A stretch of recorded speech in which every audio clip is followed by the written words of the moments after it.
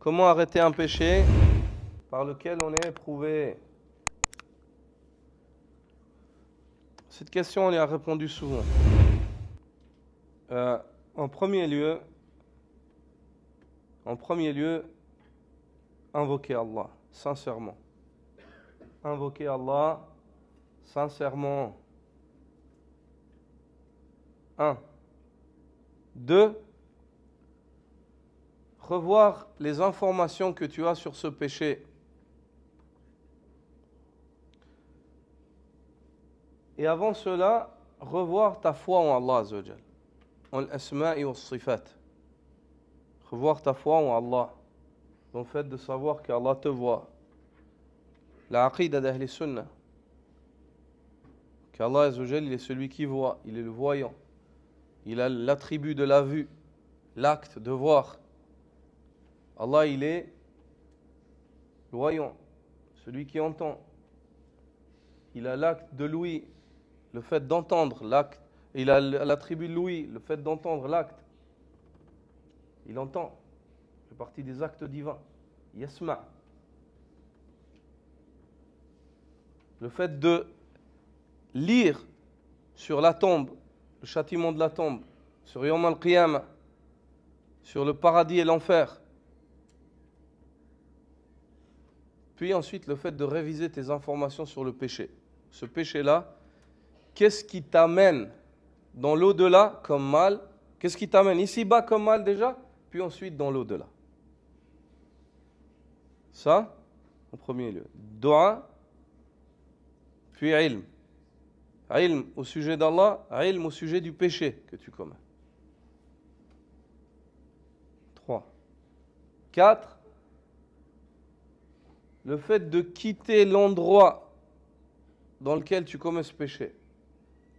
De ne plus fréquenter cet endroit-là. Si c'est dans un parc, ne plus te rendre dans ce parc-là.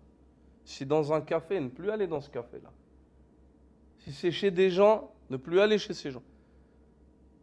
5. Quitter les fréquentations avec lesquelles tu commets ce péché-là. T'éloigner d'eux. Ne pas rester avec eux.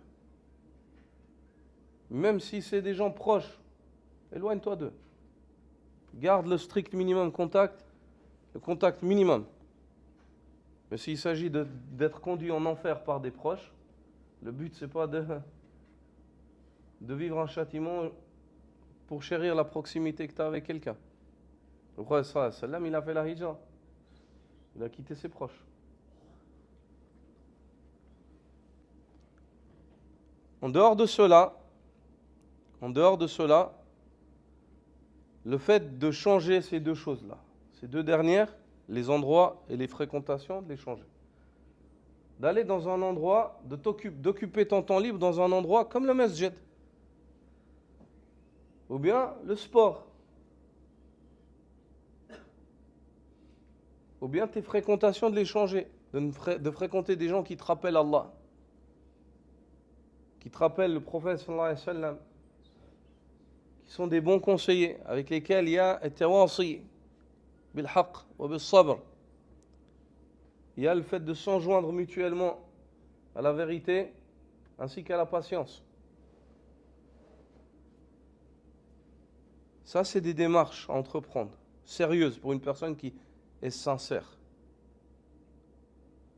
Et le fait que tu regardes ce péché et que tu te dises, subhanallah, ce péché-là, il est devenu pour moi comme une divinité que j'adore en dehors de mon Seigneur. Parce que pour commettre ce péché-là, en fait, moi je désobéis à Allah. C'est-à-dire, j'ai fait passer ce péché-là et l'amour pour ce péché avant l'amour pour Allah. De te secouer. Et sache que derrière tout péché par lequel on désobéit délibérément à Allah et à qui? Il y a le shaitan. Ton pire ennemi. Il se réjouit que toi, tu lui obéisses et que tu désobéisses à ton Créateur. Tu obéis à celui qui veut que tu ailles en enfer avec lui pour l'éternité et tu désobéis à celui qui t'appelle à la demeure de la paix. À Darus Salam. Et où la logique? Donc ça, c'est des démarches claires, précises, concrètes à entreprendre pour quitter les péchés, pour quitter les péchés.